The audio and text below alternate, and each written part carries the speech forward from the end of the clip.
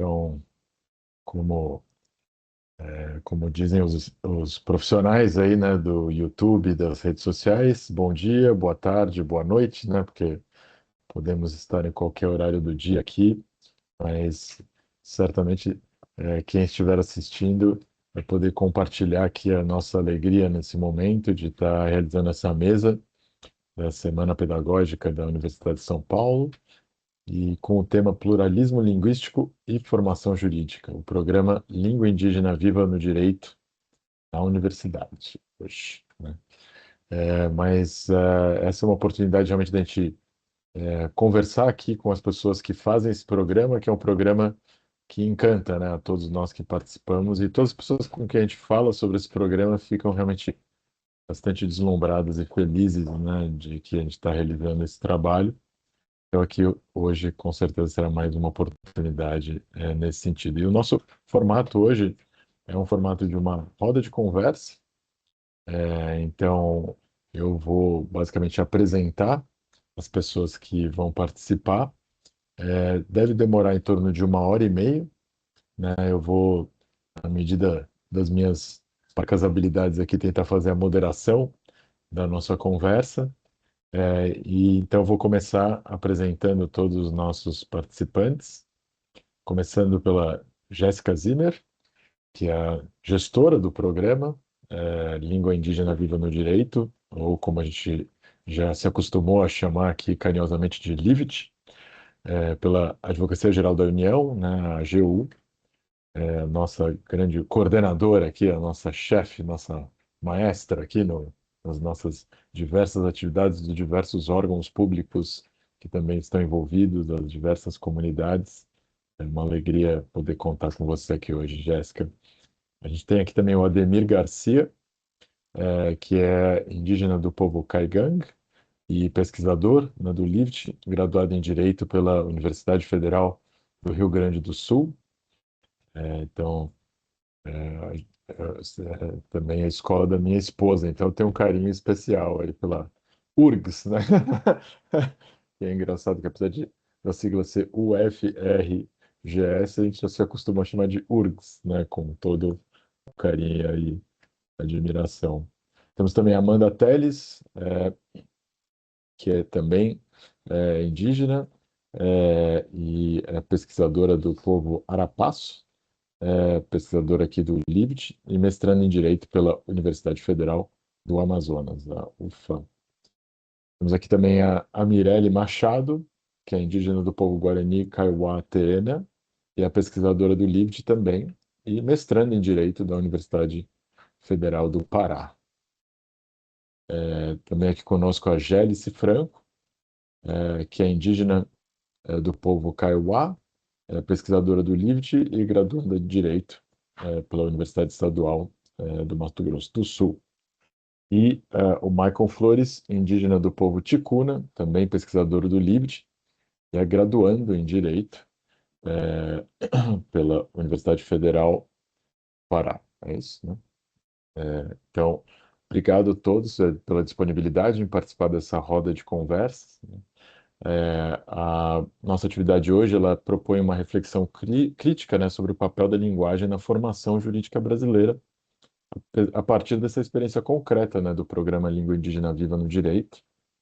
E é uma atividade que dialoga com essa dimensão, né, da docência dentro dessa busca constante por maior diversidade dentro do ambiente universitário e tentar entender como que as trajetórias formativas indígenas se relacionam com isso, né? Acho que as línguas indígenas, elas sempre, de alguma maneira, ficaram dentro do ambiente universitário muito fechadas ali dentro de um ambiente, né, dos cursos específicos dedicados a essa linguagem, cursos de antropologia, sendo que, na verdade, em países que são multilinguísticos, né, como o Brasil, você deveria pensar nessas múltiplas linguagens como uma forma de riqueza cultural e um valor que deveria, né, na verdade, perpassar aí a atividade universitária. E graças ao livro tivemos aí a alegria de trazer um pouco dessa experiência para o direito, né? Então, para começar o nosso trabalho, para que todas as pessoas, né, da nossa audiência na internet possam entender melhor, né, o que que é o Lived. Queria convidar então a Jéssica Zimmer para fazer uma apresentação institucional do programa, né, nos apresentando aí para o público em geral o que é o Lived, né? Jéssica, por favor, então, obrigado mais uma vez aí pela disponibilidade em estar conosco aqui hoje. Obrigada, eu que agradeço. Boa tarde, boa noite, bom dia, né, a todos que estejam participando, os nossos ouvintes aí que estarão online, que seja agora estejam acompanhando essa transmissão ou a posteriori. Primeiramente, eu gostaria de agradecer, né, nosso parceiro, o ID Global, parceiro da Advocacia Geral da União, pelo convite de estarmos participando na Semana Pedagógica da USP, né, na pessoa do professor Carlos, também professor da USP. É uma honra para nós estarmos aqui a convite participando dessa temática tão importante. Bom, como já apresentado, eu então sou Jéssica Zimmer Stefenou, eu estou, enquanto gestora do programa Língua Indígena Viva no Direito, gestora dessa parceria com a Organização da Sociedade Civil e servidora da Advocacia Geral da União. Eu gostaria de compartilhar aqui um material inicialmente, já que, enquanto gestora, é interessante a gente iniciar essa conversa, esse diálogo, essa roda muito bem preparada e com grandes parceiros aqui participando. Primeiro, um pouco do que é o programa Língua Indígena Viva no Direito, né? Como ele nasceu, como ele vem se desenvolvendo e quais são algumas perspectivas desse programa no ano de 2026. Então, eu vou compartilhar o material inicialmente, se me permitem. Aqui.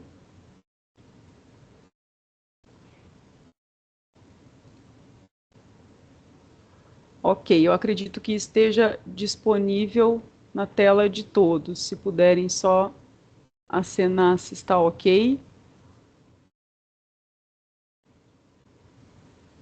Ok, maravilha. Então, eu só vou minimizar aqui a tela para podermos ver melhor o material. Bom, o programa, essa parceria, né, ela inicia dentro da Advocacia Geral da União através do uso do marco regulatório de fomento à cultura.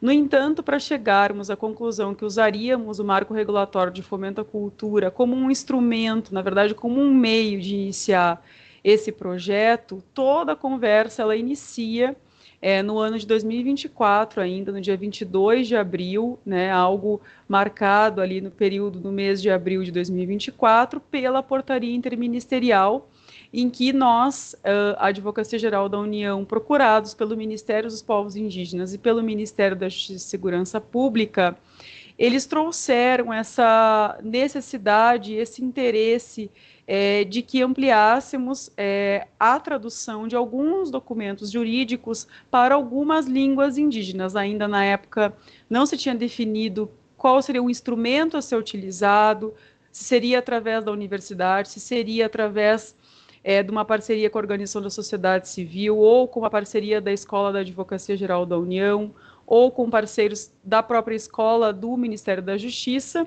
e nesse diálogo e nessa interlocução, então chegamos à conclusão que, se fôssemos parceiros numa portaria, nós conseguiríamos articular de forma mais forte esse projeto, somado a, de fato, ministérios que trabalham com a pauta. Obviamente, a pauta fim da Advocacia Geral da União não é a execução de políticas públicas, no entanto, nós fomentamos e auxiliamos na questão técnica e jurídica das políticas públicas, mas nós temos uma brecha, né, uma possibilidade, através das competências da AGU, de poder fazê-las e instituí-las. Então, por isso, a AGU entra aqui e chega como participação também lado a lado aqui do MPI e do Ministério da Justiça. Por sua vez, então, nós iniciamos em novembro de 2024 uma sessão pública. Essa sessão pública, ela iniciou através de um link no YouTube, né, que posteriormente vocês vão poder ter acesso à página oficial do Língua Indígena e acessar esse momento. Esse momento foi muito interessante porque ele foi uma construção conjunta em que a AGU, então, e o MP e MJ fomentam o interesse de que as organizações da sociedade civil e os povos indígenas construíssem conosco o edital de chamamento, que ele não fosse construído dentro aqui dos ministérios e a gente publicasse, tivessem dúvidas, críticas, sugestões a posteriori. Então, nós fizemos isso primeiramente. Com muito êxito, na época, nós recebemos mais de 67 contribuições. Dessas contribuições, então, nasce o edital de chamamento número 1, 2023, em que nós colocamos à rua, né, praticamente o chamamento para a organização da sociedade civil, assim definimos que seria o melhor meio se utilizar do marco regulatório de fomento à cultura, justamente porque nós tínhamos uma certa urgência que o projeto logo iniciasse, e esse marco, ele estava muito ínfimo ainda, ele recente tinha sido publicado pelo Ministério da Cultura, e a Advocacia Geral da União acaba usando ele como um meio de instrutório, de instrumento rápido, para que colocássemos essa política pública em execução. Na sequência, então, em novembro, a gente logo forma uma equipe de comissão de seleção para receber as OSCs que foram inscritas na época, e, por sua vez, uma das OSCs, que nós chamamos assim carinhosamente, né, tudo vai se tornando sigla aí, que são nomes muito extensos, Organização da Sociedade Civil. Temos, então, o ID Global como melhor proposta. O ID apresenta a sua metodologia e seu plano de trabalho, e foi, então, vencedor em dezembro de 2024. Com isso, então, nós precisávamos iniciar a execução do projeto, então ela vem à tona em março de 2025, né, com a formação, com a indicação de um gestor, que aqui estou, de uma comissão de monitoramento e avaliação, toda essa parte burocrática necessária, né, da administração pública, para iniciar uma política pública. E então, que é o marco principal aqui para a gente, foi onde realmente tudo começou na prática, em março de 2025, no dia 25, exatamente. Estamos quase celebrando um ano, né, professor Carlos, a sua presença aqui na AGU. Celebramos o termo de execução cultural, outro instrumento dentro do marco regulatório que seria facilitador aí para que iniciássemos o projeto. Bom, mas afinal, qual é a finalidade, né, do programa Língua Indígena Viva no Direito? Os três parceiros, e depois com a própria organização da sociedade civil através do edital, nós deixamos bem claro que a finalidade era ampliar esse diálogo intercultural, né? Então, entre culturas do Estado brasileiro com os povos originários, para que isso nós tivéssemos, então, a promoção de uma igualdade, de um fortalecimento da própria cidadania dos povos indígenas, e, por sua vez, isso refletiria na preservação e reconhecimento e respeito à cultura indígena. Como já dito, então, os parceiros entre o Estado e a Organização da Sociedade Civil somos nós, a AGU, MPI, MJ e o ID Global. E quais eram os resultados, ainda são, porque o programa ainda está em execução, esperados? A própria tradução da Constituição Federal de 1988, a OIT 169 e dos ODS para as 3 línguas indígenas mais faladas do Brasil, que também era um outro critério que discutimos internamente de quais línguas nós escolheríamos para traduzir. Então, as 3 línguas mais faladas do Brasil, através do censo do IBGE 2022, ficou demonstrado que era Kaiowá, Ticuna e Caingangue. E aí, um resultado esperado nessa tradução, diante desse documento a ser entregue, por sua vez, é essa ponte de entendimento entre os povos indígenas e os responsáveis pela formulação e aplicação das leis brasileiras, né? Aqui no caso o Poder Executivo, mas na verdade o Estado brasileiro sendo representado. Bom, ele é um programa que tem 2 linhas de atuação, uma linha que é a própria tradução desses documentos e a segunda linha que é uma linha de formação e capacitação de conteúdos que sejam relacionados à legislação nacional, sobretudo também internacional, mas sobretudo com essa prática de valores sociais e culturais diferentes às comunidades indígenas. Ele é um projeto com duração de 18 meses, né, por sua vez, médio prazo, e o investimento do projeto ainda é de R$ 900 mil. Bom, mas como eu falei ali, né, houve esse debate de quais traduções nós faríamos, porque nós já tínhamos o CNJ e o STF, eles já haviam feito a tradução para Anhangatu da Constituição Federal, apenas Constituição Federal, e aí nós debatemos quais línguas então traduziríamos, né? Então, pela lógica e por ser também de forma mais razoável e para que atendesse maior número de indígenas possíveis, fomos através do censo demográfico, né? Identificamos que seria o Caingangue, o Kaiowá e Ticuna, atendendo agora atualizado no último censo 118.118 pessoas. Bom, e aí, falando um pouco da língua ticuna, né, então a gente concentra o língua indígena viva no direito no estado do Amazonas, é a língua mais falada, ainda mantida, falada oficial pelos ticunas no Brasil, né, então é uma língua que hoje no Brasil existem 51.978 indígenas ainda falantes dessa língua, considerando o português como uma língua secundária. Posteriormente, a gente então verifica que os kaiowás é a segunda língua mais falada no Brasil, então o língua indígena ele se concentra no estado do Mato Grosso do Sul, justamente que é onde estão predominantemente os kaiowás estão hoje ocupando, são 38.658 pessoas.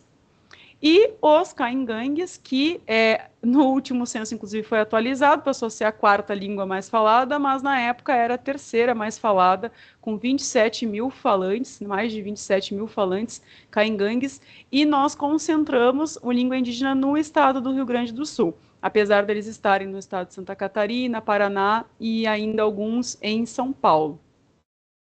Bom, mas o que foi, afinal, esse programa no ano passado?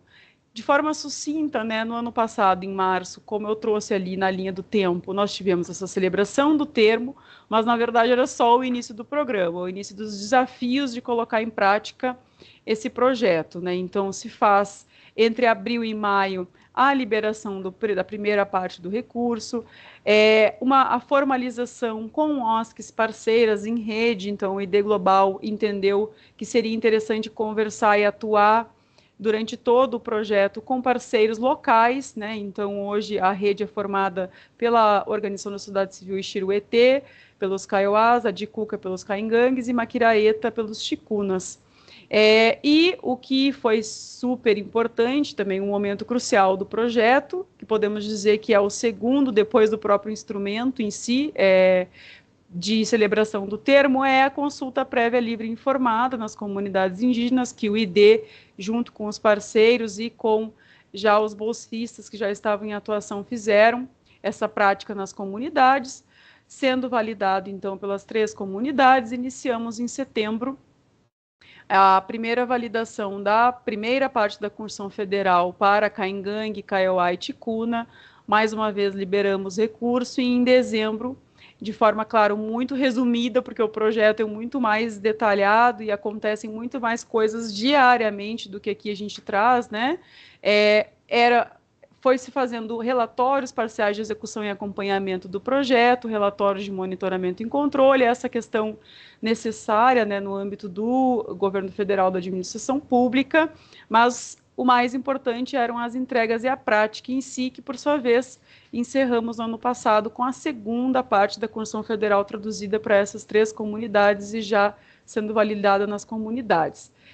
Aqui eu trago brevemente alguns registros desse momento maravilhoso, né, que só quem vive esse momento e essa prática levando ao próprio território esses documentos para serem validados pelas comunidades. Isso faz parte da metodologia construída com o ID e com a AGU, de que é um projeto que é feito pelos indígenas, proposto pelos indígenas, né, tem um momento também dos linguistas, tem um momento a posteriori de revisão, mas o momento mais relevante e crucial é quando nós levamos ao território esses documentos e a comunidade tem um prazo, então, em aberto para validar, retificar, criticar, fazer sugestões sobre essa tradução.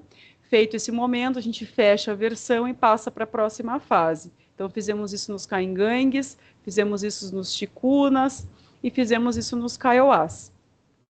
E aqui, por fim, trazemos aqui algumas perspectivas de 2026, né? O que nós temos para esse ano ainda. No ano de 2026, então, que já iniciou, já estamos em março. De janeiro a fevereiro agora, nós tivemos a apresentação da metodologia aplicada, que seria o que? Esse segundo eixo do programa, que são as oficinas de direito, e no mesmo momento, mais ou menos quase que em conjunto, de forma muito breve, o pessoal já trouxe a entrega da última versão preliminar da Constituição de 88 e entregaram recentemente, né? E estão agora nesse momento fazendo a tradução para a Convenção 69 e depois também terão os ODS. E em abril nós temos a perspectiva, ou seja, daqui em breve, daqui um mês, já fazermos a validação da terceira e última parte da Constituição, da OIT e dos ODS, novamente nas comunidades, para que em maio nós possamos colocar em prática, e junho também, esse segundo eixo, que é um eixo preparatório, primeiro, das oficinas de direito que acontecerão as gravações em Ticuna, Kaiowá e Caingangue, a pedido das próprias comunidades, pequenos vídeos.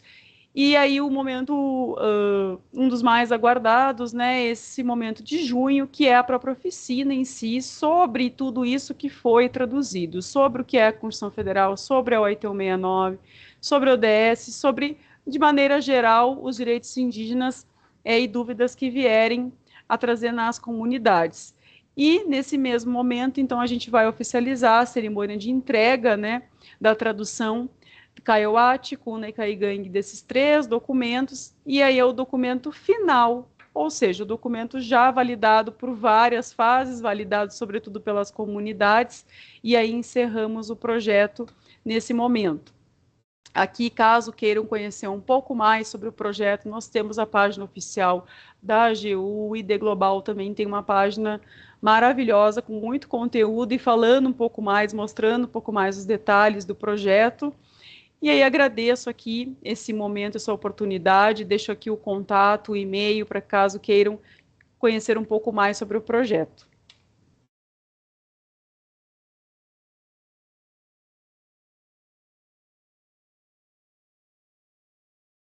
Muito obrigado, Jéssica, por toda, mais do que uma introdução, né? Todo esse detalhamento.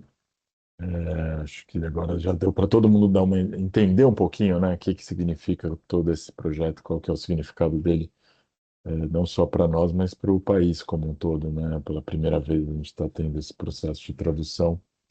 Poderia até dizer que a gente está um pouquinho atrasado aí, mas estamos fazendo tudo o que a gente pode, né?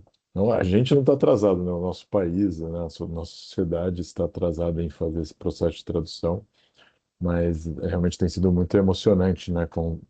Conviver com todas as pessoas envolvidas e ver como isso tem se tornado um processo transformador, né? Então, queria aproveitar esse breve comentário, então passar o momento que a gente vai falar de algumas, a gente chama, né, de trajetórias formativas, né, onde cada um dos pesquisadores vai, por aí alguns minutos, 6 a 8 minutos, falar um pouquinho da sua experiência e justamente, né, o que que o projeto gerou de impacto neles e nas comunidades com as quais eles têm trabalhado. Então, vamos ter aqui a Amanda, a Mirelle, o Ademir, a Gélice e o Michael. Eu queria começar, então, passando a palavra para a Amanda para fazer sua apresentação. Muito obrigada, professor. Muito obrigada, Jéssica. É um prazer revê-la, ter compartilhado um pouco do nosso projeto, que é um projeto bem extenso e bem importante.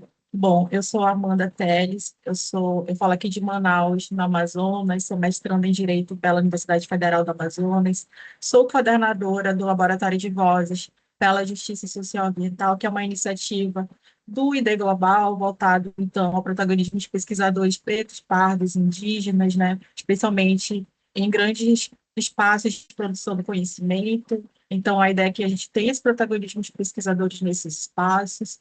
E hoje eu estou usando uma blusa com uma cor rosa, branca, com brincos indígenas roxos, e usando óculos. E, para mim, é uma grande honra sempre falar sobre o Língua Indígena Viva no Direito.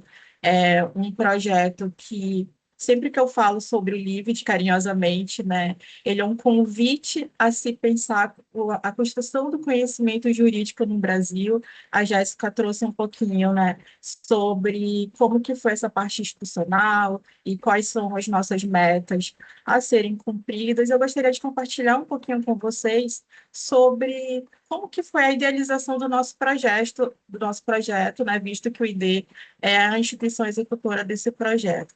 Bom, lá no finalzinho de 2024, nós vimos esse chamamento público, né, e a gente compreendeu como um desafio, mas que o ID Global já tinha muito mais do que essa capacidade de aceitar este desafio e concorrer a esse chamamento público.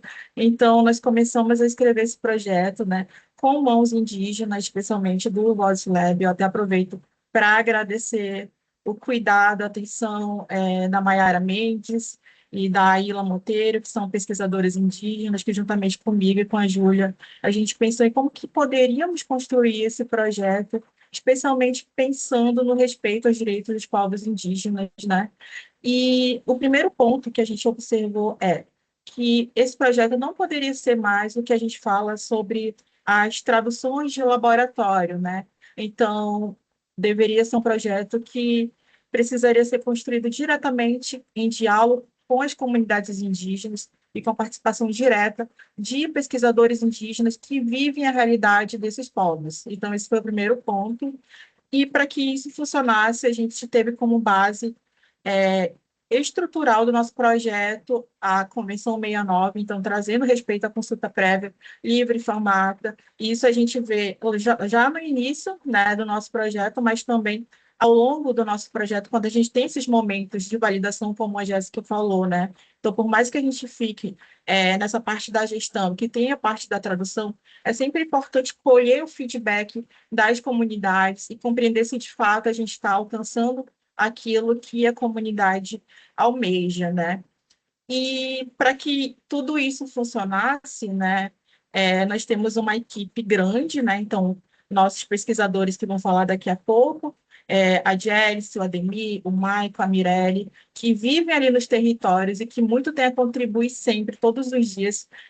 A gente sempre conversa entre a gente que o LIVID, ele traz a oportunidade de a gente produzir a ciência diariamente, porque quando a gente pensa tradução, né, de palavras jurídicas, a gente precisa lembrar que a língua indígena não é uma língua escrita, é uma língua que é transmitida por meio da oralidade. Então, sempre é necessário esse diálogo, né, entre os pesquisadores, e aí aqui eu também trago, né, como parte da nossa equipe, os tradutores tradicionais, que são essenciais nesse trabalho, que são pessoas que vivem ali nas comunidades, né, e que têm o conhecimento da língua indígena e que podem pensar em conjunto com os nossos pesquisadores sobre como que pode ser feita essa tradução jurídica e que é algo extremamente desafiador, né? Então, por isso que eu falo que como que a gente pode pensar o conhecimento jurídico, porque muitas palavras que estão na Constituição Federal, por exemplo, ou na própria ODS, ou na Convenção 69, não tem essa tradução literal para os conhecimentos da comunidade, para as vivências da comunidade. A gente está falando dos três povos indígenas de cada canto do Brasil, né? Então, povo Ticuna, aqui no Amazonas, né? Povo Caingangue, ali na região do Sul, Kaiowá, na região do Mato Grosso do Sul. Então, são territórios distintos, né? Realidades diferentes, e é necessário realmente esse protagonismo dos pesquisadores indígenas em diálogo com os nossos tradutores tradicionais. E, bom, hoje a gente já está basicamente fazendo o aniversário do livro de quase um ano de muito trabalho, né? E ficamos muito felizes em ver o que conquistamos até hoje, né? Porque nem parece que passou tanto tempo, porque foram tantas coisas, né? E tantos desafios. E um dos desafios que eu acredito que mais nos marcou durante a nossa trajetória do livro, realmente esse processo de validação. Porque nós fomos até o território, né? Compreender o que as comunidades estavam achando da tradução. E para o território já é um desafio por si só, né? Eu tive a oportunidade de ir até o território Ticuna para participar do processo de validação juntamente com o Maico, juntamente com a AGU, chegar no território já é um desafio, né? Então, uma viagem muito longa, com desafios logísticos, né? E é necessário ter todo esse respeito para chegar ao território, não é qualquer pessoa que entra no território, nós precisamos ter, né, essa confiança prévia. E o feedback tem sido muito positivo, né? Especialmente porque a língua indígena para os povos indígenas faz parte da identidade. E eu sempre me emociono muito falando sobre o Limite, porque eu sou do povo Arapaça e a minha língua já não existe mais. Então, poder estar no território, falar de um projeto que eu faço parte e receber esse feedback positivo, falando que possivelmente os documentos, né, vão ser apresentados nas escolas, juntamente para as crianças, né? E que vai ser trabalhado com outros jovens. Agora a gente vai ter um processo de validação que vai ser juntamente à Universidade Federal do Rio Grande do Sul, por exemplo, onde os acadêmicos vão poder, né, também saber o nosso trabalho que está sendo desenvolvido. É algo de grande orgulho, né? E também durante essa nossa trajetória do LIVES, também se alinhando ao que o Voz Lab, né, se propõe a formação de pesquisadores, a gente tem essa equipe de pesquisadores que vem durante esse trabalho, também nesse processo formativo, é, pensando o conhecimento jurídico, conhecendo esse documento jurídico, mas, além disso, se sentindo confiante para falar sobre aquilo que estão fazendo e realmente percebendo essa importância para com os seus territórios, né? Então, o Língua Indígena Viva no Direito, durante essa construção, ele fortalece esse pensar novo do direito, né? Hoje, a gente dialoga bastante sobre pluralismo jurídico. Eu faço um mestrado, né, em constitucionalismo e direitos na Amazônia. Não tem como a gente pensar o direito no Brasil sem pensar o nosso contexto territorial. Não tem como a gente pensar a ciência jurídica, por exemplo, aqui na Amazônia, sem pensar os povos que aqui habitam. Isso realmente seria até um pouco de retrocesso, né? Então, a gente saiu agora, por exemplo, da COP30, que não tem como a gente pensar em soluções climáticas sem realmente essas pessoas, sem os povos que defendem o meio ambiente e tem soluções, já tem respostas, né, de como realmente pensar a crise climática. E, em termos de importância do livro para a minha trajetória, eu vejo realmente essa produção de conhecimento plural, né?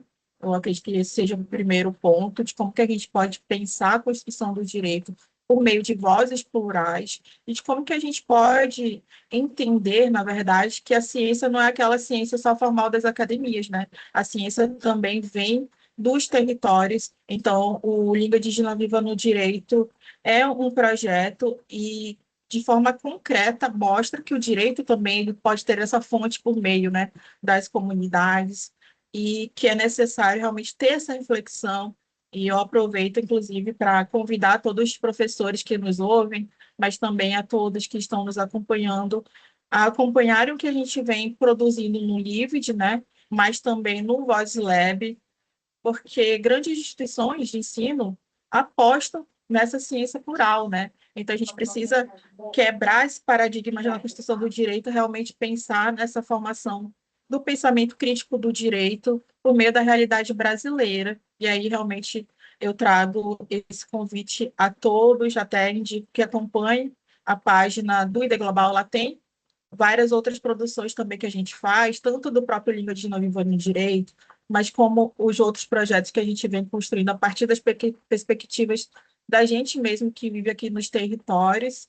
E, enfim, também aproveito para agradecer realmente a dedicação dos pesquisadores. O Língua de Viva no Direito, hoje a gente apresenta as traduções que já estão ficando prontas, né? Agora, no mês indígena, nós vamos nos territórios fazer a nossa última validação dessas traduções, mas durante toda essa jornada a gente teve muita sensibilidade por parte da Advocacia Geral da União, por parte do próprio IDE, principalmente dos pesquisadores indígenas, para compreender que a realidade dos povos indígenas, o tempo dos povos indígenas é distintos. Então, a gente que é da equipe que está nessa parte da execução sabe que, por vezes, a gente tem que marcar uma reunião um pouco mais tarde, precisa ter um pouco mais de sensibilidade com a questão da internet, enfim, são desafios que só quem está vivenciando na prática compreende. Eu acho que o Lived, assim, é o início de um sonho, realmente um aprendizado para que projetos como esses, né, continuem se expandindo, produções como essas continuam se expandindo,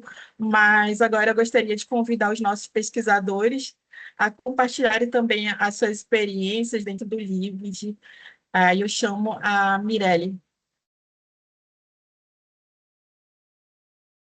Muito obrigada, Amanda, Jéssica, professor Carlos. Boa tarde a todas as pessoas aqui presentes e as pessoas que nos assistem, que trouxeram, os que falaram antes trouxeram contribuições muito importantes para esse diálogo que nós estamos construindo aqui. E eu me chamo Mirelle, eu sou uma das pesquisadoras aqui do ID Global, que integra o LIVD. Eu sou bacharel e mestre em Direito, e me sinto muito honrada e feliz em participar desse time, que é um time muito grandioso. E muito conectado com a fala da Amanda, eu gostaria de fazer uma reflexão com vocês sobre justiça epistêmica e sobre a produção de conhecimento a partir de trajetórias de pessoas indígenas, especialmente nossas, que incluem aqui as nossas experiências do LIVD e as nossas experiências como acadêmicos da área do direito. Então, como uma mulher indígena que foi nascida e criada no território e que foi para esse campo do direito, durante toda essa trajetória até aqui, eu perceber que, ao sair da aldeia para a cidade, que os saberes indígenas, muitas vezes, eles são invisibilizados e até mesmo deslegitimados. E não é tratado como conhecimento de fato, é tratado como algo cultural, como algo. Eu já ouvi coisa de índio, né? Vamos colocar aí entre aspas. E que é muito difícil para nós indígenas ouvirmos, mas o papel nosso aqui na academia, e principalmente nessa área da pesquisa, é justamente mostrar que os nossos conhecimentos, eles precisam ser legitimados e respeitados, né? Então, por muito tempo, esses nossos conhecimentos, eles foram documentados a partir do olhar do outro. Nós éramos objetos de estudo, pesquisadores iam até as nossas comunidades, os nossos territórios, para observaram e que muitas vezes não condizia com a realidade ou com o que de fato nós entendemos como conhecimento. Hoje, nós estamos nesse papel de pesquisadores. Somos nós hoje os pesquisadores, nós indígenas, e nós que falamos sobre nós mesmos a partir da nossa realidade, do nosso território. Como vocês puderam ver, quem não está internalizado aqui dentro do ID e com toda a programação do LIVD, só aqui nós temos 3 etnias diferentes das mais de 300 que tem no Brasil. Então, aqui nós estamos em 3 povos, com 3 línguas, com 3 costumes diferentes, com 3 tipos de organização social e maneiras de pensar o que é o direito e a própria justiça. Então, a nossa presença indígena na pesquisa, ela representa muito mais do que diversidade e inclusão. Ela amplia essas formas de pensar o conhecimento. E, como eu já falei, esses nossos conhecimentos, eles continuam vivos, especialmente o nome do próprio programa, a língua indígena, ela é viva no direito, porque esses conhecimentos, eles são repassados de geração em geração e se mantêm vivos até hoje. Então, essa iniciativa é um programa muito especial para nós, porque nós conseguimos trazer para além do que é somente a língua indígena, mas nós trazemos juntos os conhecimentos que foram passados para nós. E no campo do direito, a presença de indígenas intelectuais, como eu costumo dizer, ajuda a mostrar que não existe uma única forma de se entender o que é direito e o que é justiça. Existem os povos indígenas, eles têm formas próprias de se organizar socialmente dentro de suas comunidades, formas diferentes de resolver os seus conflitos, e isso leva a refletir, mais uma vez, reforçando o que a Amanda falou, sobre essa pluralidade de sistemas jurídicos. E esses sistemas na visão indígena, eles são fundamentais para a nossa manutenção de vida, principalmente aqui, como as línguas indígenas, as cosmologias, essa relação que nós temos muito íntima com o território. Nós costumamos dizer que o território é sagrado e que nós somos corpo-território, porque mesmo que a gente tenha que sair da nossa comunidade para, por exemplo, estudar, não se desvincula quem eu sou do meu território.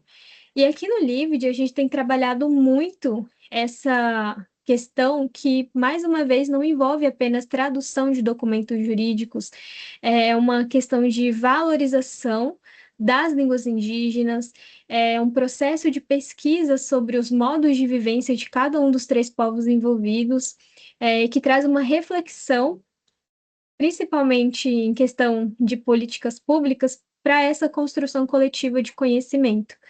Então, esse trabalho, ele é um espaço de fortalecimento.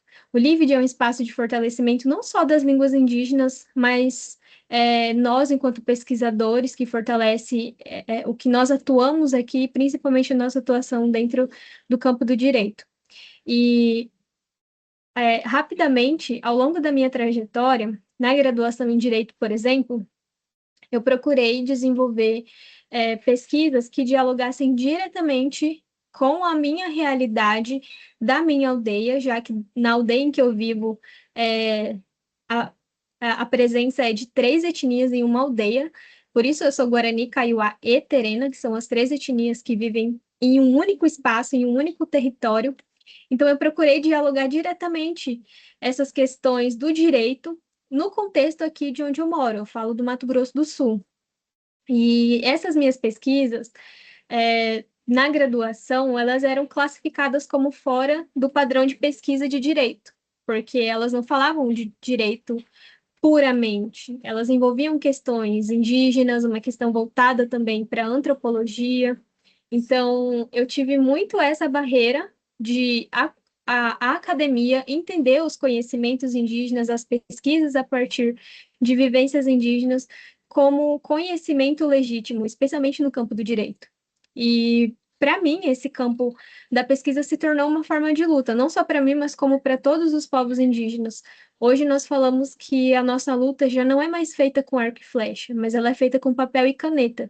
Então, as traduções que vão ficar para a história, elas são uma forma de luta, porque elas vão ficar documentadas tanto na internet quanto fisicamente no próprio papel impresso.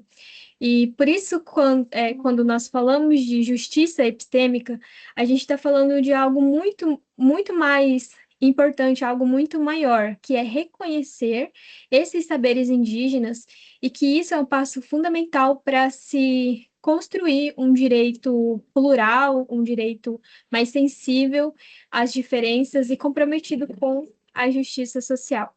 Essa é um pouquinho da reflexão que eu gostaria de compartilhar com vocês. Muito obrigada.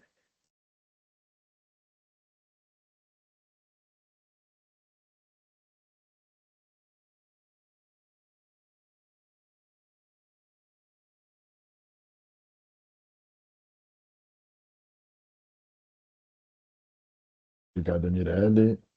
Acho que agora a gente poderia, então, ouvir o Ademir. Ademir, você abre o microfone.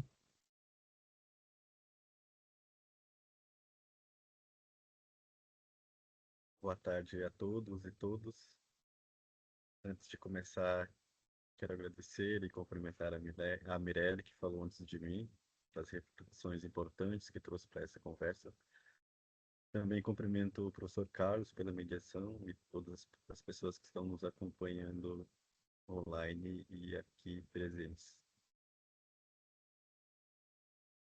Ele está aqui. Meu nome é Ademir Garcia, sou indígena do povo Caigangue, moro no Rio Grande do Sul, graduando pela Universidade Federal do Rio Grande do Sul. Sou um homem indígena, caigangue, de pele morena, cabelos escuros e curtos. Estou usando uma camisa branca e atrás de mim tem uma parede verde. Hoje falo como estudante de direito, mas como pesquisador também, mas principalmente como alguém que vive a língua e o território. O que eu quero compartilhar nasce da minha experiência dentro do programa Língua Indígena Viva no Direito. Durante minha trajetória,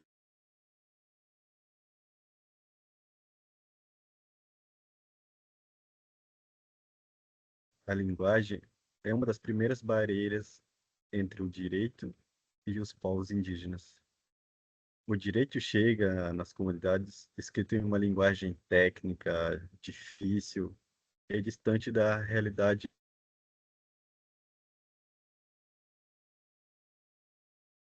E esse direito não foi pensado para nós, mas quando esse mesmo conteúdo é traduzido para a língua caigango, esse passa a ser uma ferramenta que a comunidade pode compreender e utilizar. A tradução da Constituição Federal de 1988 para a língua caigangue, assim como a tradução da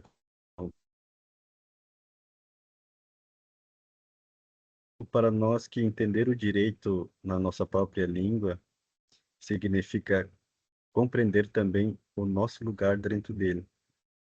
Isso significa muita coisa. Amplia a participação da comunidade, fortalece os processos de consulta prévia, dá mais segurança para reivindicar direitos, valoriza muito a nossa língua e aproxima o direito da realidade do território. Esse trabalho, no entanto, exigiu muito diálogo. Nós realizamos reuniões semanais com os tradutores, lideranças e anciões da comunidade. E são momentos fundamentais do processo. Diversas palavras do direito simplesmente não existem na nossa língua.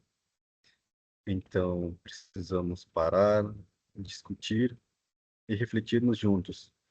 Perguntamos uns aos outros qual é o sentido dessa palavra no direito, como esse conceito funciona na prática, existe algo parecido dentro da nossa forma de organização.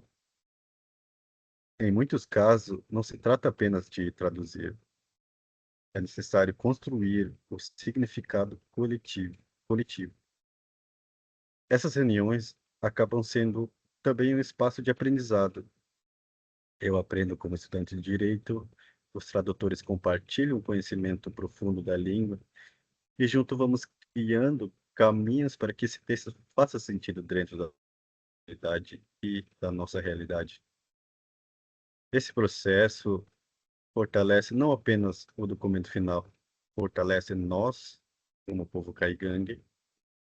Quando o texto chega validado pela comunidade, discutido coletivamente, ele deixa de ser algo distante. Ele, ele passa a ser um conhecimento compartilhado. O Lived transformou muito a minha formação. Traduzir a Constituição para a língua do meu povo não foi apenas passar palavras de um idioma para o outro. Eu precisei compreender profundamente cada conceito jurídico e refletir se ele dialoga com a nossa forma de viver. Foi nesse caminho que percebi algo muito importante. Tradução não é apenas técnica, tradução é política, é pedagógica e é afetiva. Cada validação realizada com a comunidade caigangue foi um momento muito importante. Ali, o direito passava pela nossa língua e retornava para o território com outro significado, um significado nosso. Para finalizar, eu gostaria de deixar uma reflexão. A língua não é apenas um instrumento de comunicação, ela é identidade, é memória, é pertencimento. Traduzir o direito para as línguas indígenas não é apenas um gesto de adaptação, é um gesto de reconhecimento. E a universidade tem um papel fundamental e central nesse processo. É importante que as universidades ampliem a presença indígena dentro desses espaços. Precisamos de mais vagas na graduação, mais oportunidades na pós-graduação, mais acesso ao mestrado e ao doutorado. Precisamos de pesquisadores indígenas produzindo o conhecimento a partir das suas próprias línguas, território e suas próprias experiências. Não apenas como estudante que entra na universidade, mas como intelectuais, professores e pesquisadores que ajudam a transformar a própria universidade. Esse é um caminho fundamental para construir um direito mais plural, mais próximo da realidade e mais justo. Agradeço muito a oportunidade de estar aqui e de compartilhar essa experiência com vocês. Muito obrigado, Retawin. Muito obrigado, Ademir, pelos seus excelentes comentários. Agora eu queria aproveitar, então, passar a palavra para a Gélice. Gélice. Muito obrigado pelas falas, Ademir. Obrigado, professor Carlos, pela mediação e também a Jéssica e a Amanda pelas falas muito enriquecedoras sobre o LIVID. Baixapá, Xexereira Cunhatã e Potuverandaí, Xereira Caraíca Tudialice Franco da Silva. Boa tarde a todos, meu nome indígena é Cunhatã e Potuverandaí, em Kaiowá, e meu nome não indígena é de Alice Franco da Silva. E hoje, nessa reunião, é muito importante, né, para falar sobre o LIVID. E eu venho falar sobre barreiras simbólicas, né, na universidade e pertencimento acadêmico, porque o LIVID tem sido muito importante na nossa trajetória acadêmica, né? Porque, assim, desde o começo, quando a gente ingressa na universidade, a gente sente um choque cultural muito grande, né?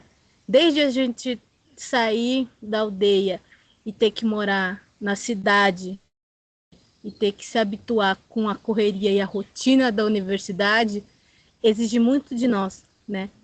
Tanto é que eu ouço muitas falas pejorativas, índio é preguiçoso, índio não gosta de trabalhar, e é verdade, a gente gosta de ficar tomando banho-rio, a gente gosta de ter a nossa roça, o nosso coquê, né?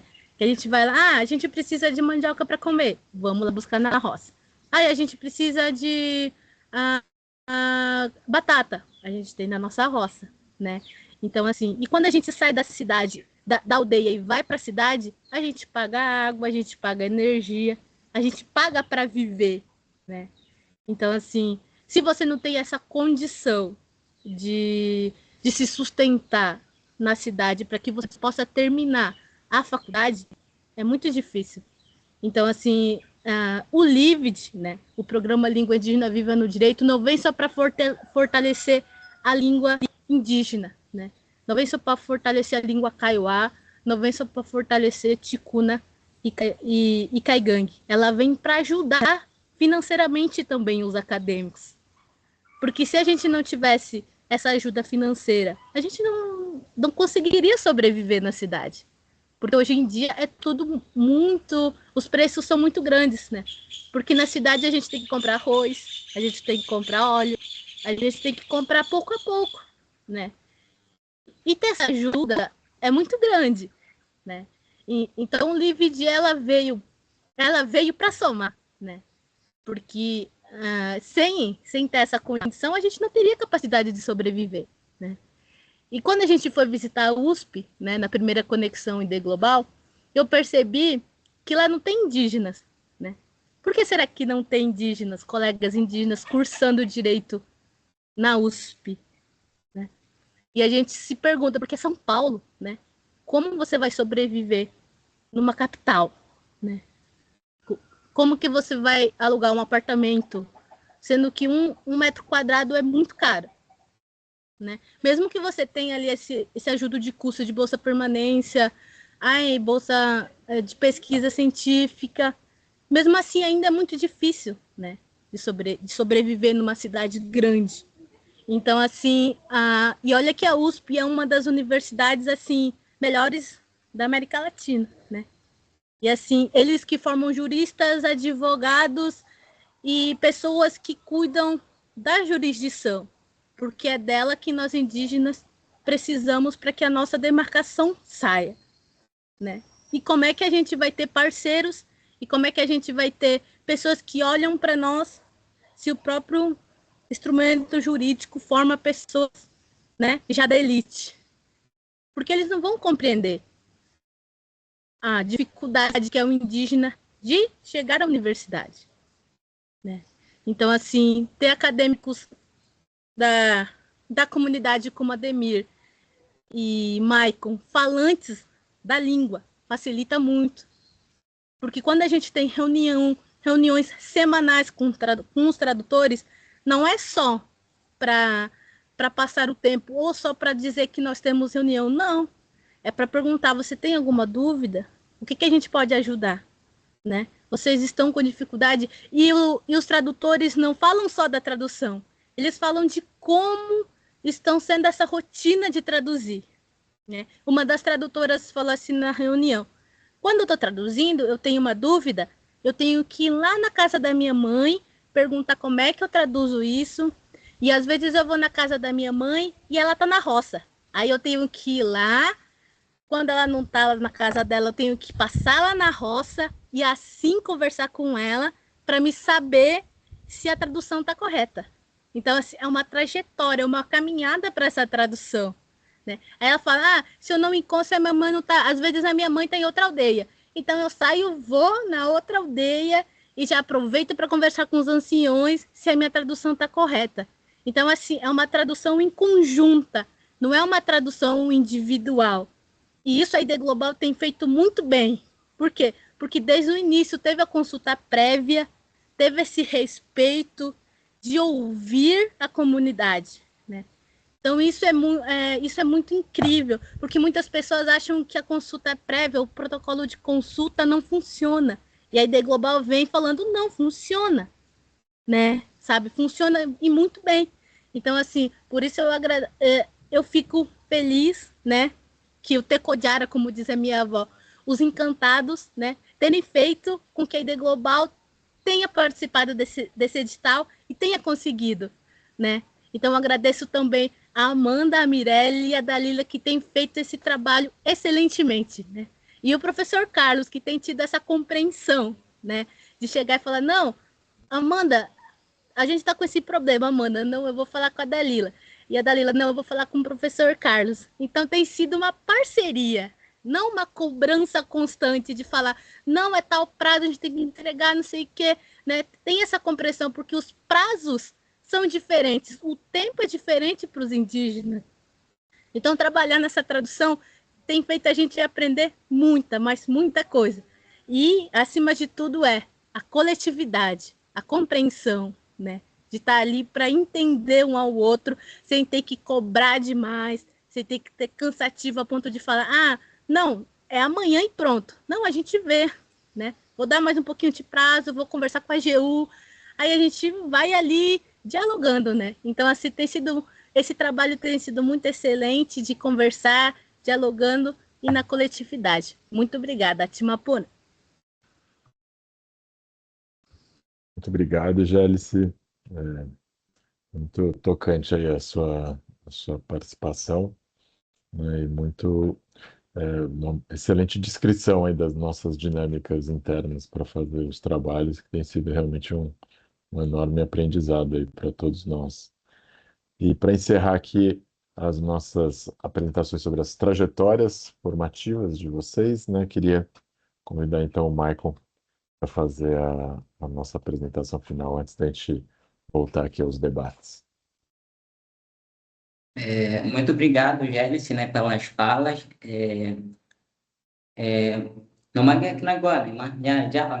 Boa tarde a todos. Hoje eu vou falar sobre o ensino jurídico na região norte e acesso à cidadania. Antes de começar, eu gostaria de cumprimentar os professores da USP, pesquisadores e colegas que estão aqui presentes e as pessoas que nos acompanham.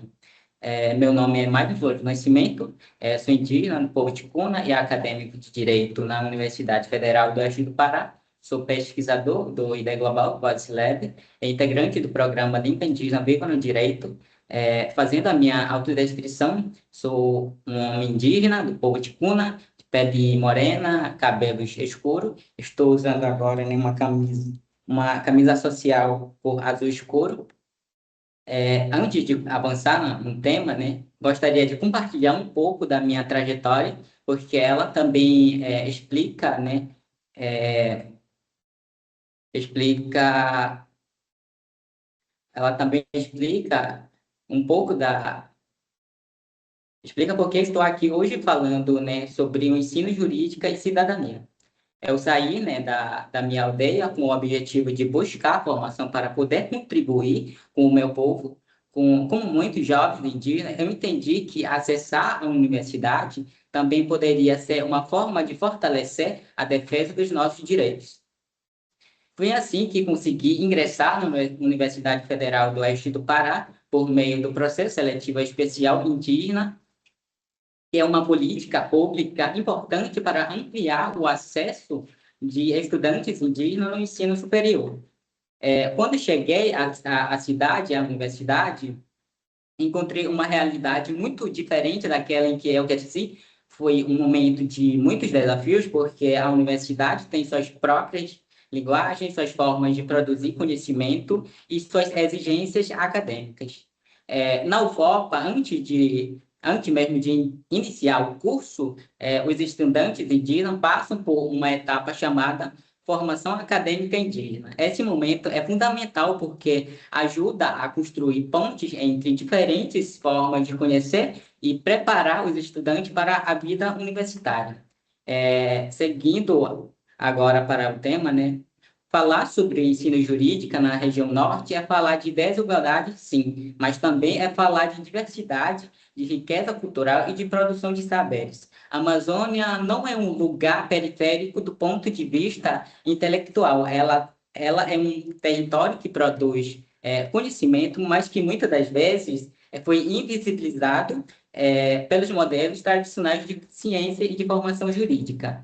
No Brasil, tem mais de 1,7 milhões de indígenas de mais de 300 povos diferentes, com cerca de 270 línguas faladas. A maior parte dessa população está na Amazônia Legal, especialmente na região norte. Então, quando discutimos ensino jurídico, aqui estamos necessariamente falando de realidades indígenas vivas, presentes nas universidades, nas cidades e nos territórios.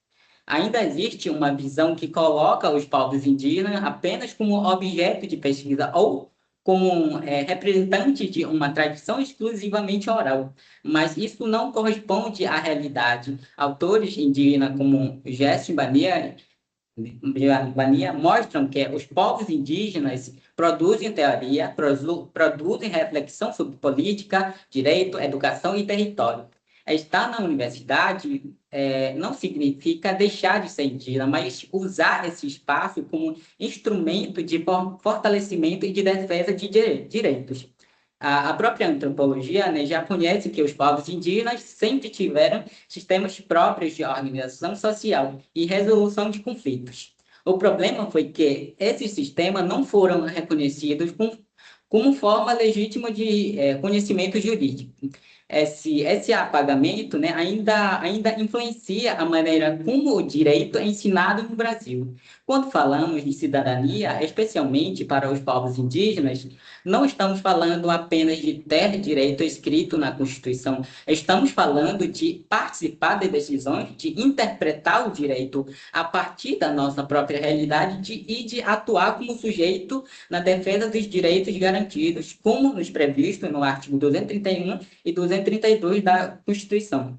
Então, o ensino jurídico na região norte tem um papel muito importante nesse processo. Ele pode formar profissionais mais preparados para lidar com o pluralismo jurídico e com a interculturalidade. Além disso, cada vez mais estudantes indígenas têm produzido pesquisa de qualidade e sobre direitos territoriais, consulta prévia, justiça ambiental e de autodeterminação. Isso mostra que existe capacidade intelectual, produtiva, produção científica e rigor acadêmico. Os desafios ainda são muitos: permanência estudantil, financiamento de pesquisa, barreira linguística e currículo muito centrado em modelos europeus. Mas enfrentar esse desafio não é um favor, é uma necessidade para que a universidade seja realmente plural. Refletir sobre o ensino jurídico na região norte é também refletir sobre quem tem o direito de produzir conhecimento no Brasil. Reconhecer os povos indígenas como pesquisadores intelectuais fortalece o próprio direito, não diminui o rigor acadêmico, mas sim ela amplia, enriquece e torna o debate mais completo e mais conectado com a realidade brasileira.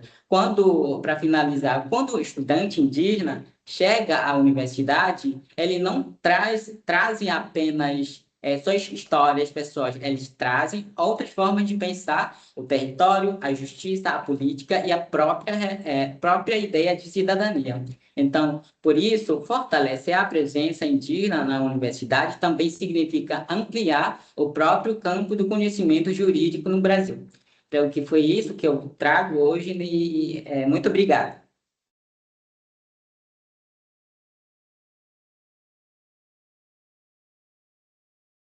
Obrigado, Michael. E a sua fala já nos ajuda aqui a começar os debates, né? Então, queria fazer uma pergunta a todos vocês da mesa, inspirado, na verdade, numa fala que uma vez a pessoa que, na verdade, acabou me iniciando, né, nos estudos sobre questões jurídicas relacionadas a povos indígenas, que foi o Eloy Terena, que coordenou junto comigo o grupo de estudos de direitos dos povos indígenas na USP. E logo no começo ele falou, né, ele deu um depoimento sobre a razão pela qual ele decidiu estudar direito, né? E ele falou que foi atendendo a uma demanda da própria comunidade dele, das lideranças indígenas,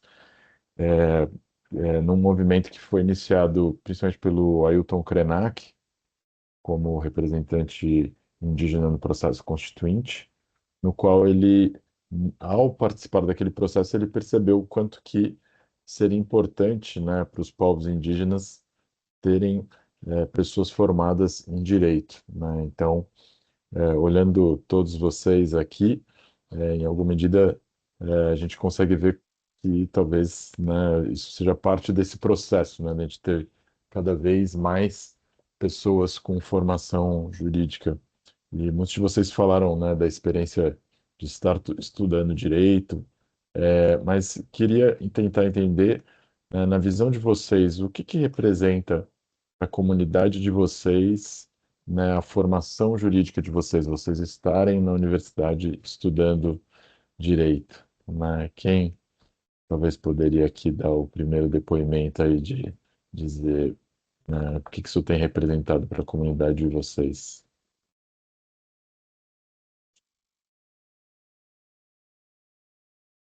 Vou convidar aqui a Amanda, já até te convidar para falar, então não precisa nem levantar a mão, pode falar. Obrigada, professor. Eu acredito que eu vou falar seja um pouco também da história de todos os pesquisadores indígenas que estão aqui presentes no nosso encontro. Primeiramente, por muitas vezes, a nossa própria estadia nos centros urbanos é por um objetivo, né? Inicia-se ali pelos nossos próprios pais e mães vindo para a capital em prol de direitos dos povos indígenas para fortalecer uma luta. E a gente que reside nas cidades dá continuidade a isso, né? Então, meu grande incentivo de ter entrado no direito e agora está dando continuidade com o trabalho socioambiental de direitos humanos é sempre pensando no retorno para os povos indígenas, né? Então, é sempre esse senso, realmente, e esse sentimento de como que a gente pode utilizar agora o espaço onde nós estamos e como que a gente pode pensar em soluções e fortalecer as nossas lutas para a nossa comunidade, né? E aí eu trago muito também a minha própria pesquisa no mestrado, que é voltado à crise hídrica na Amazônia, como que a gente pode usar os conhecimentos dos territórios, né, para pensar no novo direito das águas a partir dessas perspectivas. e não há estudos relacionados a soluções baseadas em povos indígenas, por exemplo, do Alto Rio Negro. A gente vê muitas lacunas na ciência, né? Então, eu, como pesquisadora indígena, sempre tento pensar minha pesquisa com base naquilo, né, que eu posso trabalhar soluções, perspectivas com base no território. E para a minha comunidade, né, contextualizando para vocês, ali no Alto Rio Negro do Amazonas, hoje o povo arapaço tem, em média, assim, no máximo 350 pessoas, então pouquíssimas pessoas já ainda pertencentes ao meu povo, né? E se a gente for ver todas essas pessoas, a maioria das pessoas que estão cursando ensino superior, que estão trabalhando nas capitais, é com o objetivo de fortalecer os direitos do nosso povo, né?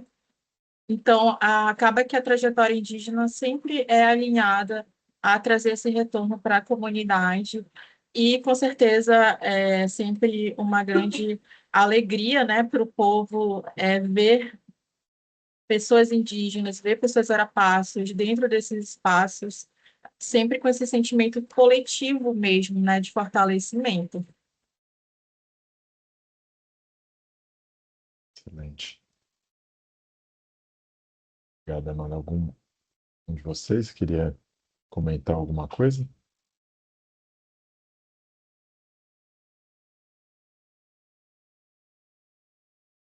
Acho que uma coisa conexa, né? Ah, desculpa, Mirelle, por favor, se puder. Só fazer um breve comentário que eu costumo dizer que quando nós chegamos nesse espaço da universidade, nós não viemos sozinhos, nós trazemos toda a nossa comunidade juntos. Um exemplo disso muito claro é que eu lembro quando eu entrei para a universidade, muitas pessoas da minha comunidade diziam: agora a gente vai ter uma advogada. Em pouco tempo a gente vai ter uma advogada que vai lutar pelos nossos direitos, que vai levar a voz da nossa comunidade para todos os meios e dizer todos os problemas que nós enfrentamos aqui. Então, a comunidade vê quando um, alguém de dentro da sua comunidade indo para a universidade, enxerga realmente como uma esperança de, principalmente, o fortalecimento da luta diária que nós temos enquanto pessoas indígenas. Legal. Obrigado, Mirelle. Mais alguém ainda nessa questão, né, do que isso representa para a comunidade de vocês, vocês estarem estudando direito? Senão, eu tenho uma outra pergunta aqui para vocês. Uma coisa que eu queria saber, e aí está ligado, obviamente, diretamente ao LIVD, né? Alguns de vocês comentaram essa dificuldade de vocês estudarem direito e estudar em português, né? Que para alguns de vocês tem essa natureza de ser uma segunda língua. Então, eu queria fazer uma pergunta que é diretamente relacionada ao nosso trabalho, né? De qual é a importância da tradução de documentos jurídicos para línguas originárias, para línguas indígenas, e se, né, se vocês têm outros colegas indígenas, né, se vocês já conversaram isso com outros colegas indígenas que também estudam direito, e o que que vocês acham que isso pode representar para estudantes de direito, para a sociedade em geral, ter a tradução desses documentos jurídicos para a língua de vocês ou de outros parentes, né? Lógico. Gélice. Ter essa tradução, né, de documentos jurídicos para línguas originárias, né, pelo menos para os Kaiowá, né, é muito importante, porque aqui na região de Mato Grosso do Sul, né, a luta por demarcação de terra tem sido muito intensa, né. Por último, os acontecimentos que teve foi na retomada de Gurarocá, né, que teve muitos ataques, uma menina indígena foi sequestrada. Então, assim, traduzir esses documentos jurídicos, né, ele garante que os povos indígenas compreendam esses direitos que têm, né, o artigo 231, 232, que fala sobre que temos direito de ser alfabetizado na nossa língua, por exemplo, o direito à demarcação das nossas terras indígenas, para que a gente consiga compreender esses direitos, né? E compreender de uma forma mais fácil, porque quando a gente vai traduzir, a gente não traduz numa forma técnica, né? A gente tenta simplificar o que aquilo está querendo dizer. Então, assim, e traduzindo, né, garante também que os Kaiowá tenham essa participação sobre as decisões que afetam a comunidade, né? Como, por exemplo, sobre a OIT, né? Que traz aí o direito à consulta prévia, livre e informada, né? Para que eles tenham esse conhecimento de uma forma mais simples, né? E também fortalece e valoriza as línguas indígenas, né? Promove esse acesso à justiça e respeito à diversidade cultural como um todo, tanto ticuna, caigangue, kaiowá, né? E contribui para que os povos indígenas possam defender seus territórios, né? Sua cultura, seus direitos de forma mais justa e informada, né? Porque daí entende o que está querendo dizer, não é mais essa dificuldade de ter que pegar, dar um Google, de ter que pegar ali e ver o que significa tal palavra, né? Eu já conversei com muitos acadêmicos do direito indígenas kaiowá também, falando assim, nossa, isso ajuda muito, né? Esses acadêmicos que estão ali no primeiro semestre, né, no segundo semestre, têm esse acesso a essa Constituição já traduzida. Então, assim, facilita muito esse entendimento jurídico. Viu? Muito obrigada. Máximo, Jéssica.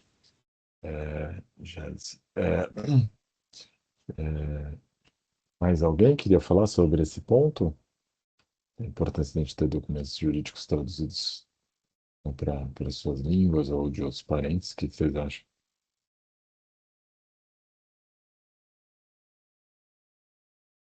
Michael tinha mencionado anteriormente, né, que um dos problemas de estar na faculdade de Direito é que, né, a gente acaba estudando o direito numa perspectiva europeia, né?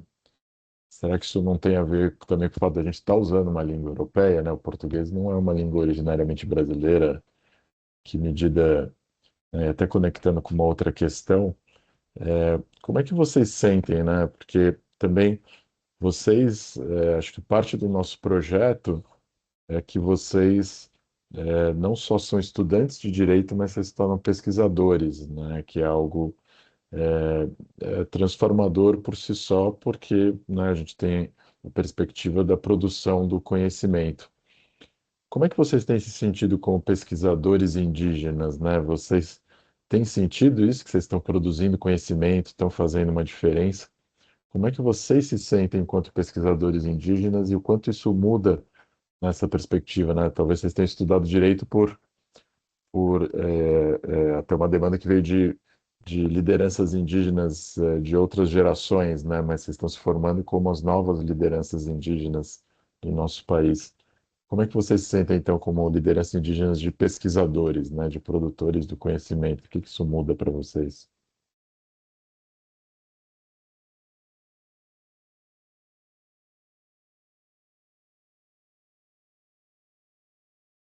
Nossa, aqui é a Mirelle, você não falou ainda. Pois, como é que você se sente como pesquisadora, produzindo conhecimento?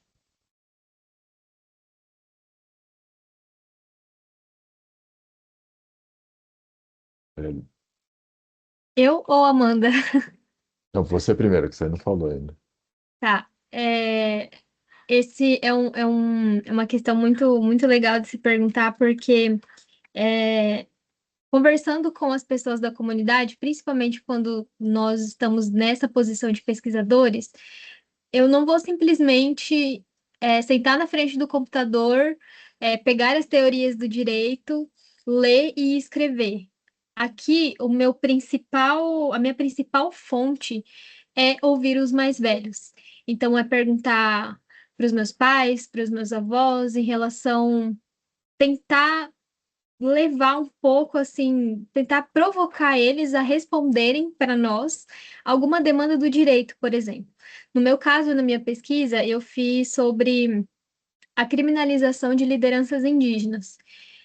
Para eu explicar dentro do direito por que que as lideranças de território não são não se configuram como criminosos na proteção territorial, eu preciso explicar o porquê o território é importante na visão do indígena. E para isso, eu preciso recorrer aos mais velhos. Então, eu preciso ouvir eles para além do que eu já fui ensinada. Eu preciso ouvir eles, o que que significa o território, o que que significa a roça, né, o cocuê, como Uhum. a Jélice disse.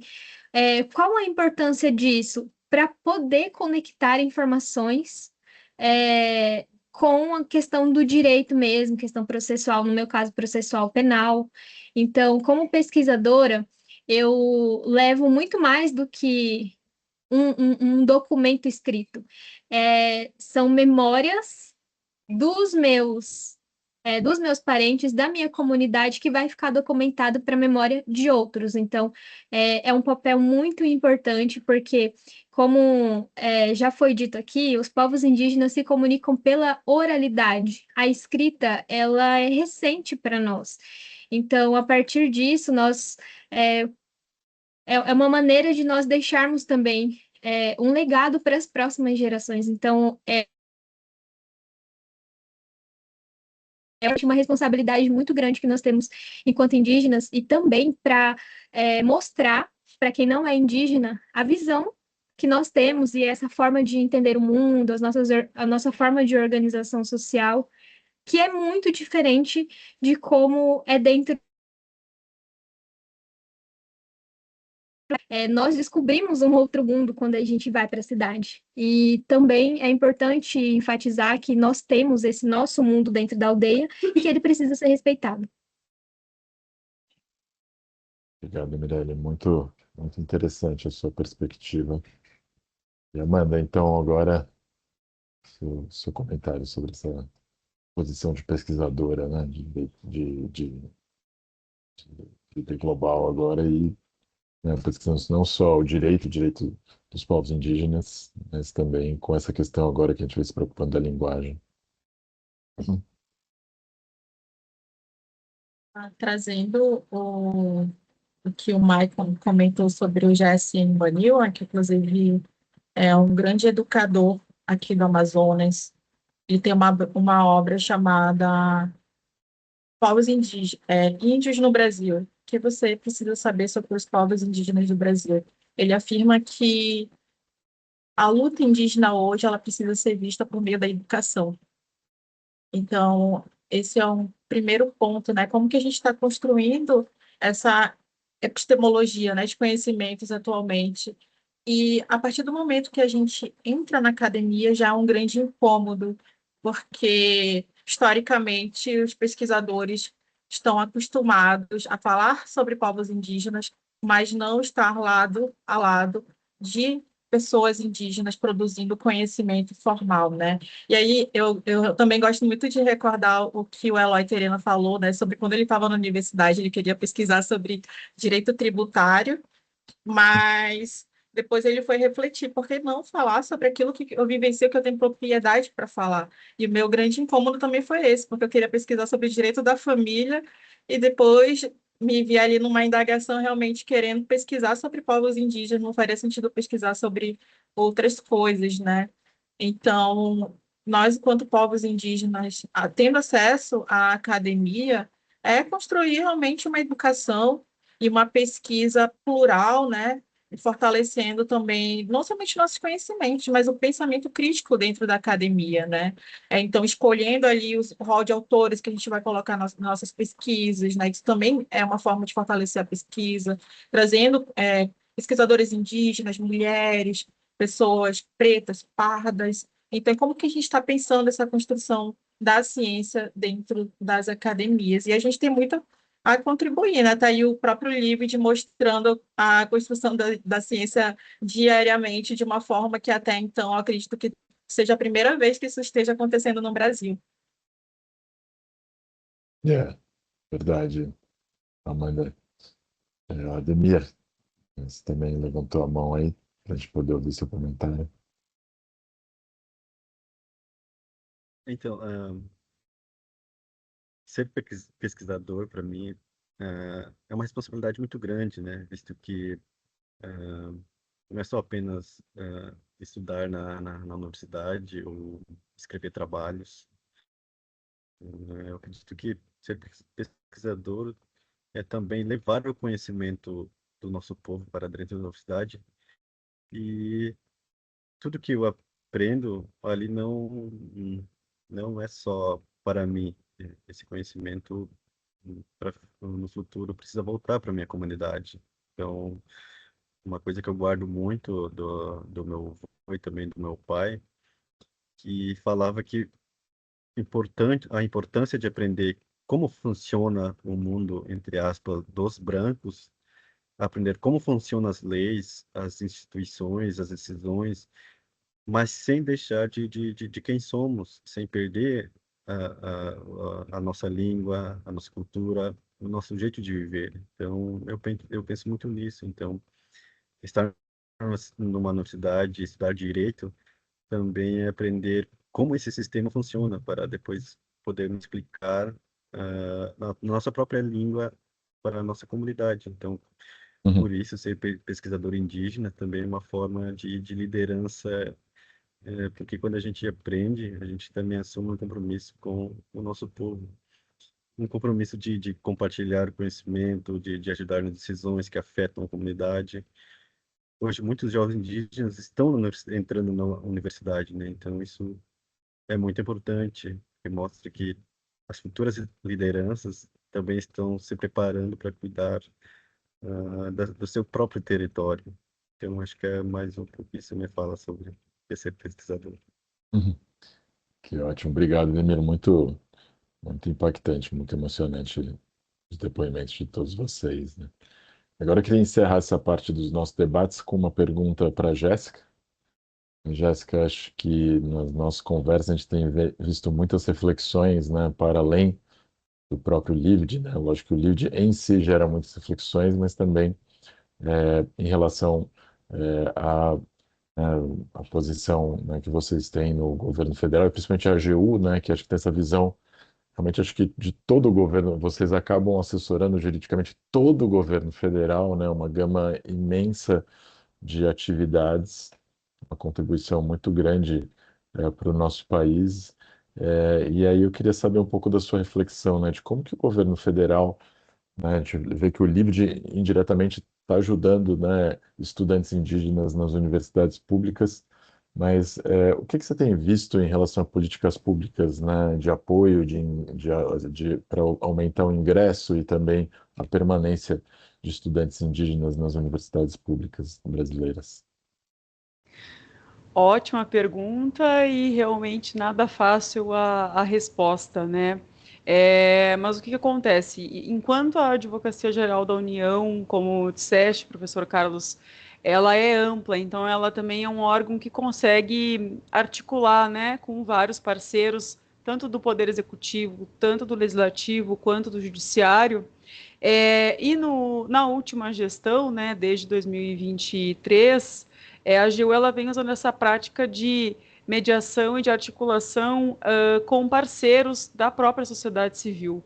Então, é óbvio que políticas de ingresso, né, como de cotas, esse apoio na educação escolar indígena, né, as vagas suplementares dos processos seletivos ali específicos aos indígenas, como Maicon citou, a Mirelle também comentou, de suma relevância, eles são importantes, de fato impactam, né, para que essas políticas públicas elas sejam de ingresso, mas ainda tem essa questão deficitária que é pensar na permanência e no reconhecimento desses alunos, que é justamente o que eu consegui ouvir aqui da fala praticamente de todos, cada um, claro, com a sua visão brilhante, né, sobre o língua e sobre a participação dos indígenas nas universidades, mas é essa permanência e esse reconhecimento que hoje é um pouco deficitário.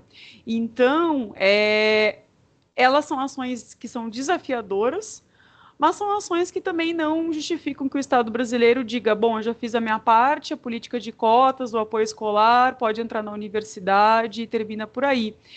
Nós sabemos que existem também problemas estruturais, né, e barreiras que dificultam que o jovem indígena ele acesse esses grandes centros onde geralmente estão as maiores universidades do Brasil, como é o caso da USP, como é o caso da URGS, da UNB e entre outras, como muito bem falado por Gélice na experiência, que é isso, né? Chegar ali, ter que pagar a luz, pagar a energia, pagar o óleo, pagar o consumo, pagar para caminhar, pagar para tudo, né? Então, é uma outra realidade e isso é uma barreira que com certeza os indígenas enfrentam.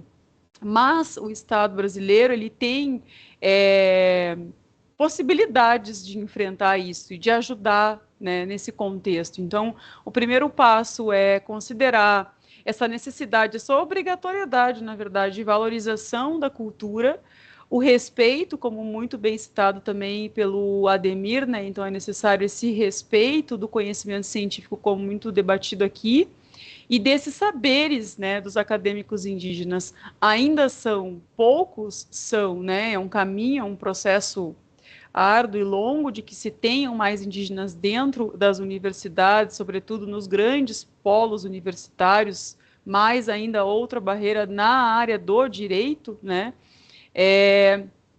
Mas o que pode ser realizado são ações afirmativas complementares, né, que instiguem essa prática de construção de outros projetos, de outras formas, como o que a Advocacia Geral da União encontrou, disse, bom, queremos fazer isso, o Ministério dos Povos Indígenas nos trouxe essa necessidade de tradução e da valorização da língua indígena para mantê-la viva, como a Mirelle comentou, mas a AGU, ela sabe qual instrumento utilizar, né? Então, ela soube usar um instrumento que fosse ágil.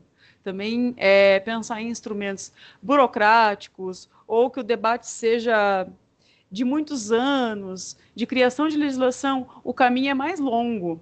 Nós temos outros caminhos, né? Nós temos hoje, sobretudo, esse caminho de trazer parceiros também junto ao governo federal, junto ao serviço público, porque também não adiantaria a gente criar aqui as políticas, como dito, né? Pela Gélice, eles são essas políticas de laboratório, né, criadas dentro da administração pública, mas a gente pode sim contar com apoios, né, de parceiros como a Organização da Sociedade Civil, que por sua vez traz esse outro apoio que é da visão, né, sistêmica dos povos indígenas, e tudo isso indiretamente acaba refletindo nesse processo de que o governo consiga auxiliar em políticas de ingresso, mas não é o ingresso, não para por aí, né? É a permanência também e esse reconhecimento dos alunos. E é óbvio que o Língua Indígena Vivendo no Direito, ele é um exemplo claro disso, pioneiro, como muito bem dito pelos bolsistas aqui presentes, porque composto por 80% do projeto é indígena, né, se não mais. E o Estado brasileiro ele fica aqui como facilitador, então a gente também não precisa ser sempre o executor e o resolvedor da política pública, a gente pode facilitar também que a política pública seja realizada, que é o que nós estamos fazendo aqui, com esse ator, né, que é a organização, que é o ID Global, e que, por sua vez, facilita que tenha esse instrumento de auxílio, de acesso também a esses bolsistas, como o ID fez. Então, o ID ele acessa as universidades indiretamente quando ele busca bolsistas para a construção do programa Língua Indígena. Então, é uma prática que acaba impactando, como o Gélice comentou, querendo ou não, é uma bolsa que ajuda a estar nesses grandes polos universitários e ela ter continuidade nos estudos dela. Ainda é ínfimo, né? São poucos, mas esperamos que possamos fazer mais. Então, quando o Estado, de fato, ele quer mesmo, ele consegue, né? Então, ele consegue se inserir de outras maneiras, talvez dando a volta, né, no ordenamento jurídico e achando outras formas mais práticas e menos burocráticas, com outros atores aí nesse processo de construção, de inserção dos alunos, né, indígenas, da comunidade indígena para dentro das universidades, mas das maiores universidades do Brasil, que esse é o ponto mais difícil, né?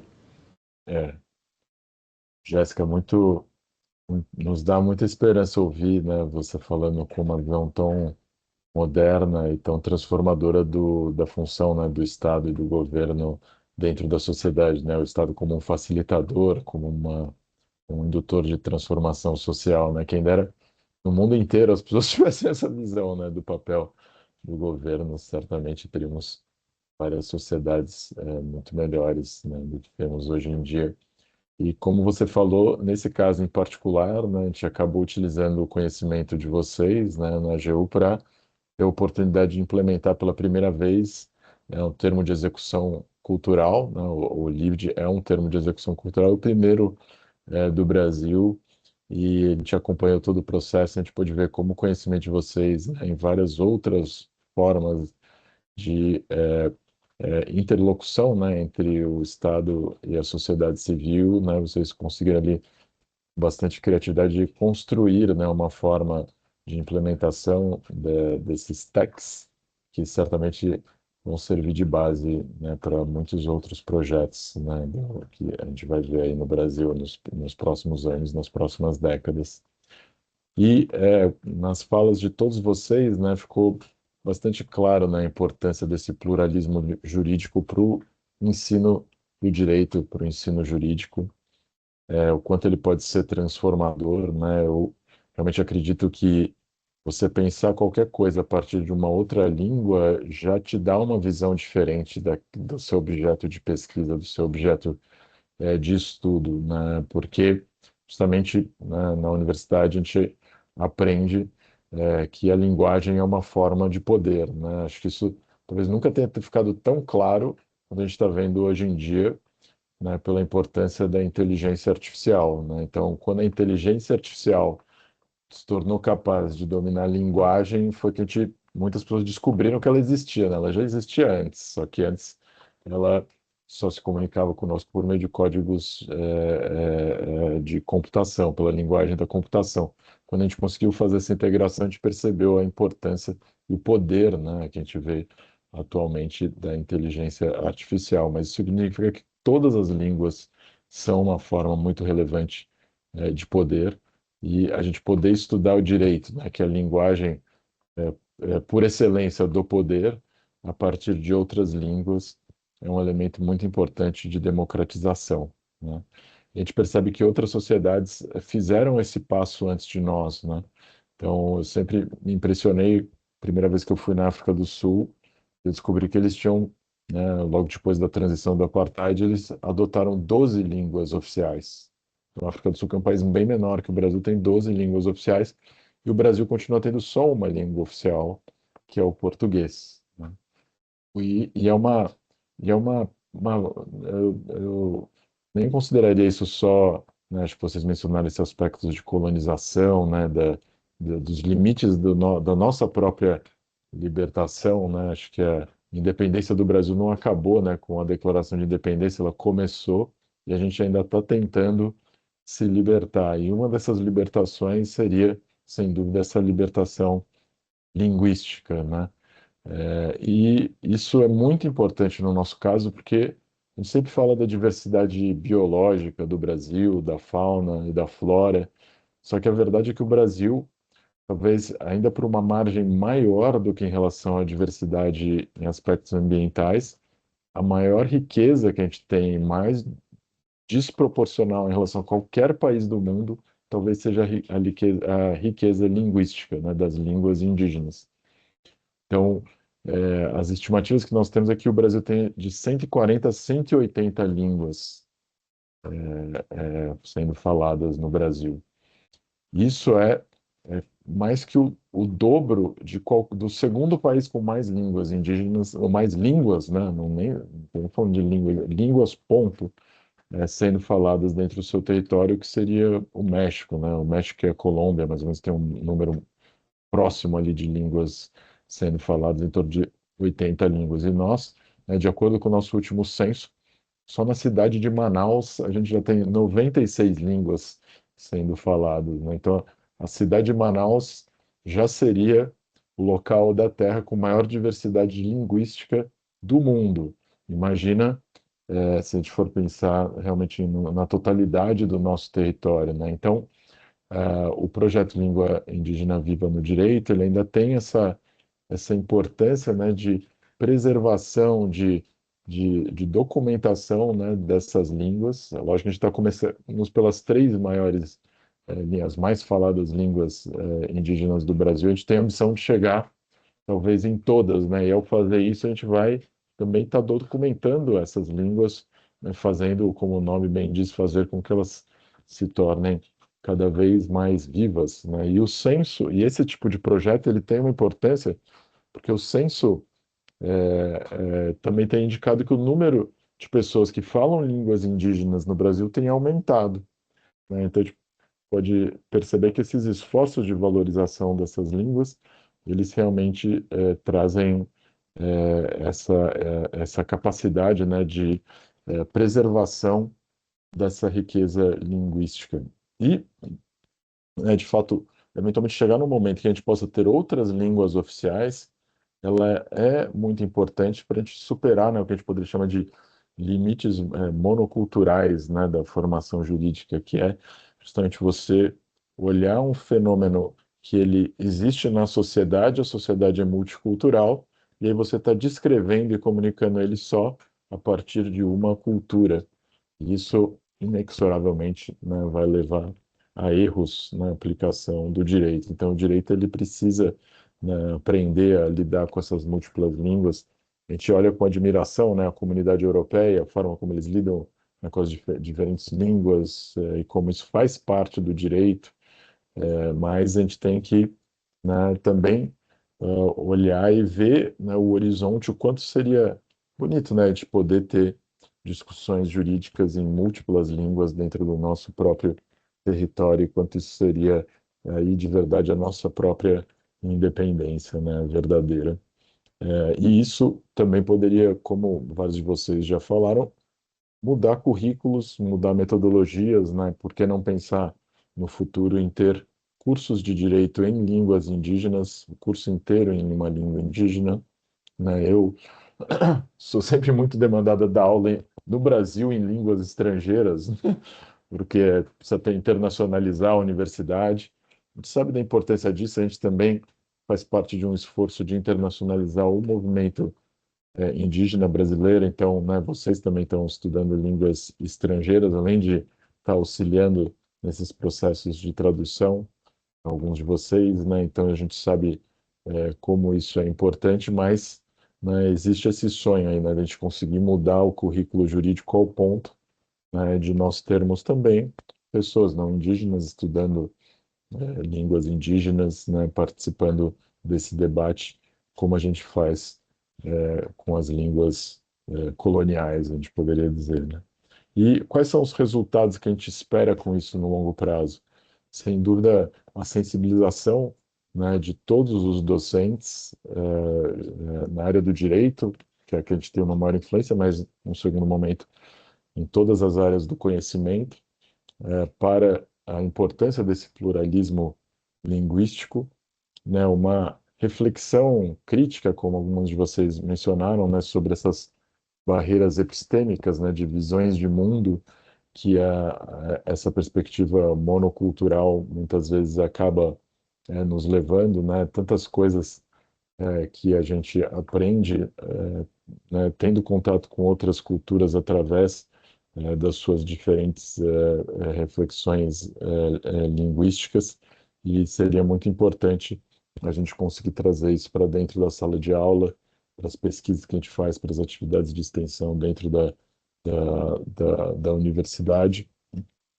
Também essa valorização, né, das trajetórias formativas indígenas, né, poder trazer para dentro da universidade tudo que vocês experimentaram, tudo que os estudantes, os pesquisadores, os docentes indígenas vivenciaram dentro da sua formação, né, e não ter esse conhecimento entrando na universidade somente em áreas muito isoladas, né, como eu já tinha mencionado, área de linguística, antropologia, né, a gente precisa também dentro das faculdades de direito valorizar o protagonismo, né, de pessoas indígenas para que a gente consiga rapidamente absorver esse conhecimento e refletir também sobre formas pedagógicas que sejam mais inclusivas, né, que consigam não só incorporar essa, que talvez seja, né, como eu disse, a maior diversidade linguística que nós temos no mundo, na nossa, no nosso pensamento, Acho que a maior parte das pessoas sabe reconhecer o valor, né, do desenvolvimento econômico, por exemplo, da gente ter a diversidade biológica, mas acho que a diversidade linguística a gente ainda precisa aprender a importância dela para que a gente consiga tirar muitos frutos desse processo, né? Então, queria finalizar agradecendo muito a participação de vocês, né? Nós passamos um pouquinho do horário, mas porque realmente os depoimentos estavam muito ricos, né? A gente não queria jamais cortar aqui essas frases de vocês, apesar de que eu sei que a gente vai depois fazer vários cortes, né? Para colocar nas redes sociais, mas justamente porque algumas falas de vocês foram muito impactantes, mas é só para poder trazer mais gente para ouvir nessa conversa como um todo, porque acho que a gente conseguiu aí construir um conhecimento novo já nessa tarde, a partir da experiência de vocês. Por isso eu sou muito grato aqui em nome da Universidade de São Paulo, em nome do ID Global, né? Queria agradecer muito também a todos os órgãos governamentais, né, que nos apoiam, principalmente a AGU, o Ministério da Justiça e o Ministério dos Povos Indígenas, né, que são os apoiadores principais aí da nossa do Língua Viva no Direito, Língua Indígena Viva no Direito, e espero que possamos ter outras conversas como essa em breve, né? Muito obrigado a todos vocês. Um abraço.